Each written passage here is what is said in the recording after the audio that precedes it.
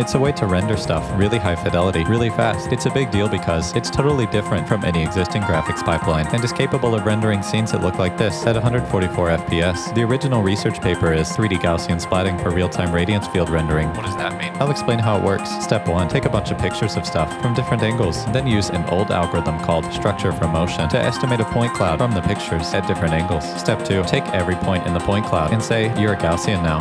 A distribution that looks like this, but in 3D, and also can be skewed, which is what I like to call multivariate. Everyone calls it that. We also assign a color and an alpha. Now we can put all these Gaussians into one giant matrix with 16 columns and rows, one for every Gaussian. This is all the data we need to represent the scene. So are we done? No. Step 3. Rasterization, meaning turn all these Gaussians into an image. How? The simplified version is, according to your camera perspective, project the Gaussians into 2D, then sort them by depth. Then for every pixel, iterate over every Gaussian, front to back, calculate their contribution to that pixel, then blend them all together. Now we have an image. So are we done? No. Part 4. Training. These Gaussians don't have the right values, so we need to train them, meaning adjust the values of the Gaussians so that they produce images that look like the original images. This is a lot like training a neural network, but with 0 layers, which is why it's so fast. The training also uses automated densification and pruning, meaning when a Gaussian is struggling to fit a detailed part of the scene, it splits into 2 Gaussians, and when a Gaussian's alpha gets too low, it gets removed. Now we have a trained set of millions of Gaussians that can be rasterized from any angle to produce an image. Okay, now what? Well, this is extremely new. It's kind of like when traditional rasterization was first invented,